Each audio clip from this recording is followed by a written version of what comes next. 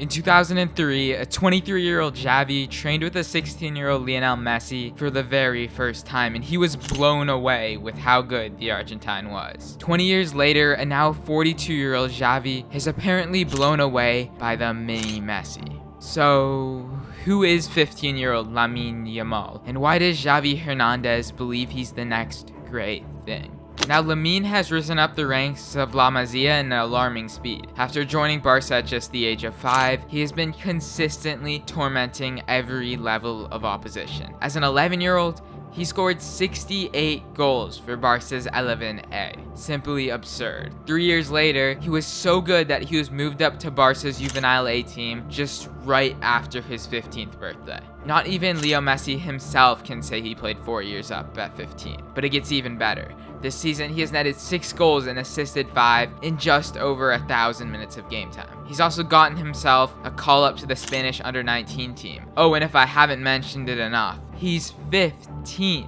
Lamine is hands down the most deadly under-17 dribbler I've seen, and I'm not talking about a skill spammer like Hashim Mastor. I'm talking about a seriously effective dribbler. Yamal in his left foot just effortlessly glide past players. He just moves at a different speed than the opposition. He can beat you with a body feint, a ball fake, a quick 2 dribbles with his left, a singular step over, or just embarrass you like he's done to countless defenders. And not just you, to be fair, he can embarrass the entire team in the same attack. He can carry the ball from deep and bring it right into the penalty area. He can attack from the wings and somehow end up with a tap in for him or his teammate, or he can just flat out run through your entire team. The right word would be extraordinary to describe this 15-year-old's dribbling. His dribbling and him being left-footed definitely got him the mini-Messi nickname, and despite being just 15 years old, I'm pretty confident that if he was playing first-team football, he'd already be a top 25 dribbler on the planet. Yes, that's how talented he is at dribbling. Dribbling is easily his strongest attribute, but he does a lot more. Lamine has top-tier vision and passing technique.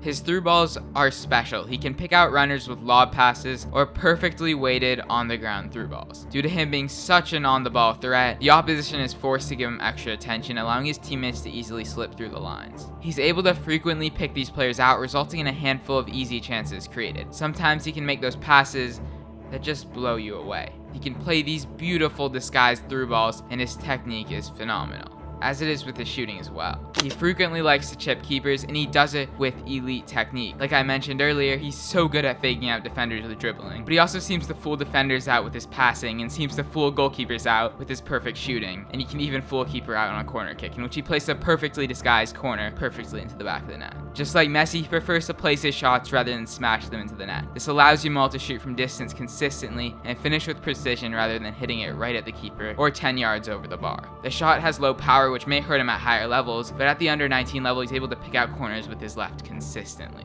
But with his right, it's unfortunately a different story, as he's not the most comfortable on his weaker foot. He seems to avoid moving the ball to his right if he can, and won't ever shoot with his weaker side. It's easily his greatest weakness, and it would make him that much more lethal and unpredictable with a killer right foot. He also is completely unable to get his head on the ball, and has extremely poor physical strength and jumping reach in comparison to his height. He's not that short, yet he kind of plays like he's 4 inches shorter than he actually is. In comparison to Real's 72 million man Endrick, he looks tiny. Xavi Simmons said a couple months ago that at Barca you don't do much work in the gym. It's kind of showing with Yamal, as he has no physical prowess whatsoever. Another somewhat weakness I can point out is his decision making. Just like so many young dribblers and skillers, he can sometimes make that decision that just messes up an easy goal scoring opportunity.